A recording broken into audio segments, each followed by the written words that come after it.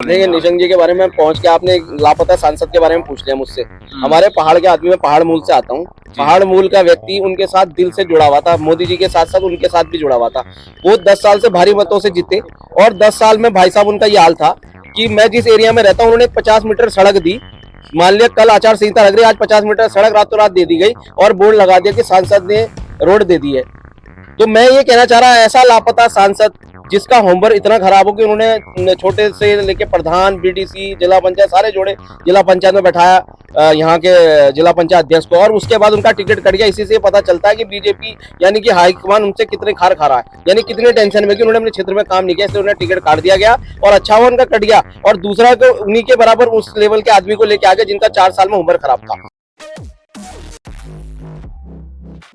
हरिद्वार लोकसभा में कुछ लोग यहाँ पर उमेश जी कार्यालय पर बैठे हैं और हम इनसे बात कर लेते हैं कि जो समर्थन उनको मिल रहा है क्या वो बीजेपी के बराबर है। जो बीजेपी में कार्यकर्ता, बड़े नेता, बड़े स्टार आ रहे हैं, क्या ये लोग उनको टक्कर दे पाएंगे जिस प्रकार से चुनाव हो रहा है, और क्या दिख रहा है वो तो लोगों को पता चल जाएगा 19 तारीख में जब चुनाव होगा। सर क्या लगता है आपको कि बीजेपी की बराबरी हो पाएगी जिस प्रकार से आप लोग चुनाव लड़ रहे हैं? तो पहले तो आपके चैनल को धन्यवाद कि आप हमारे यहाँ क्षेत्र में आए, विधानसभा और हमारी लोकसभा हरिद्वार में। दूसरी बात मैं आपसे ये कहना चाह रहा, आपने कहा कि बीजेपी के बराबर टक्कर, तो आप खुद ही जब से आए हैं मेरे ख्याल से आपको दिख रहा होगा कि यहाँ के जितने विधानसभा के विधायक भाजपा के हैं उनके वहाँ सन्नाटा पड़ा रहता है। हमारे यहाँ रात के 3 बजे भी आप आओगे तो यहाँ बाहर गेट के बाहर तक पब्लिक रहती है, और अभी आप जब आए थे तब भी पब्लिक थी। यानी कि फेस वैल्यू उमेश कुमार की अपने आप में, वो किसी मोदी जी से कम नहीं है, वो अपने आप में ही मोदी जी है, सोचो आप। और फेस वैल्यू की बात जहां तक आप कर रहे हैं कि भाजपा सेलिब्रिटी को बुला रही, बड़े बड़े नेता आ रहे, प्रधानमंत्री भी आ रहे हैं, मैं कह रहा हमारे प्रधानमंत्री उमेश कुमार है, हमारे मुख्यमंत्री उमेश कुमार है, और उनकी फेस वैल्यू जनता तक ऐसा संवाद है कि वो जनता तक खुद जाके मिलते हैं।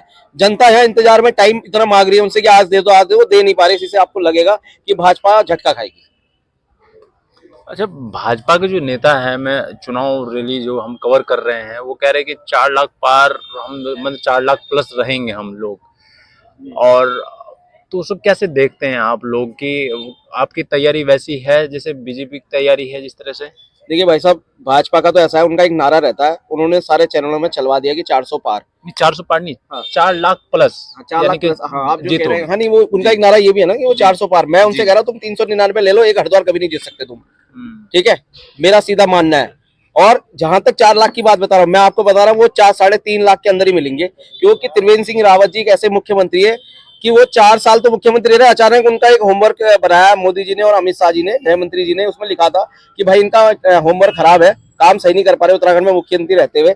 जो मुख्यमंत्री 4 साल में होमवर्क खराब हो, उसे सांसद का हरिद्वार से दोबारा लड़ा के मतलब क्या है? बीजेपी यही दिखाना चाह रही, भ्रष्टाचारी थे, 4 साल में होमवर्क खराब था, इसलिए सांसद का चुनाव लड़ा रहे और चुनाव हरवा के बाहर भेज रहे हैं मुझसे। और निशंक जी के बारे में क्या कहेंगे? फिर निशंक जी को तो टिकट ही नहीं मिला है, आप बोल रहे हो कि उनका वर्कआउट सही नहीं था, तो निशंक जी के बारे में आप क्या बोलेंगे? उनको टिकट, वो 2014 से सांसद रहे हैं, तो उनके बारे में क्या बोलेंगे? देखिए निशंक जी के बारे में पहुंच के आपने एक लापता सांसद के बारे में पूछ लिया मुझसे। हमारे पहाड़ के आदमी, मैं पहाड़ मूल से आता हूँ।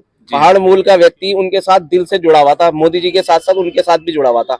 वो 10 साल से भारी मतों से जीते और 10 साल में भाई साहब उनका ये हाल था कि मैं जिस एरिया में रहता हूँ उन्होंने 50 मीटर सड़क दी। मान लिया कल आचार संहिता लग रही है, आज 50 मीटर सड़क रातों रात दे दी गई और बोर्ड लगा दिया कि सांसद ने रोड दे दी है। तो मैं ये कहना चाह रहा ऐसा लापता सांसद जिसका होमवर्क इतना खराब हो कि उन्होंने छोटे से लेके प्रधान, बीडीसी, जिला पंचायत सारे जोड़े, जिला पंचायत में बैठाया यहाँ के जिला पंचायत अध्यक्ष को, और उसके बाद उनका टिकट कट गया। इसी से पता चलता है कि बीजेपी यानी कि हाईकमान उनसे कितने खार खा रहा है, यानी कितने टेंशन में कि उन्होंने अपने क्षेत्र में काम नहीं किया, इसलिए उन्हें टिकट काट दिया गया और अच्छा हुआ उनका कट गया। और दूसरा तो उन्हीं के बराबर उस लेवल के आदमी को लेके आ गया जिनका 4 साल में होमवर्क खराब था।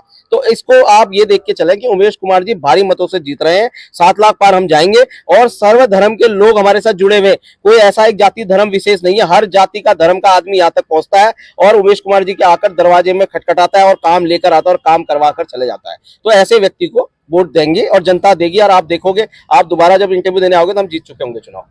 अच्छा, हरीश रावत जी के बेटे चुनाव लड़ रहे हैं, तो आपसे भी बात करेंगे, बहुत अच्छी तरीके से बात करेंगे आपसे। क्या सोचते हैं आप उनके बारे में कि जिस प्रकार से वो चुनाव लड़ते हैं और वो उनके बेटे हैं वो भी साथ साथ घूम रहे हैं, उनके हरीश रावत जी भी, उनके बेटे दोनों साथ साथ घूम रहे हैं, तो क्या देखते हैं आप उनको, क्या सोचते हैं उनके बारे में आप? देखिए उनके बारे में तो मैं ये सोचता हूँ कि जब वो खानपुर में आए थे चुनाव लड़ने विधानसभा में, तो उन्हें टिकट मिलने के लिए वो संघर्ष कर रहे थे, टिकट मिल नहीं पाया, आपसी मनमुटाव घर का ही हो गया था उनका। अब उन्हें हरीश रावत जी ने लोकसभा में हमारे लोकप्रिय विधायक जो खानपुर के उमेश शर्मा जी, उन्हें टिकट मिला था, वो वहां अड़ गए कि मिलना नहीं चाहिए जी, मैं कुछ भी कर लूंगा।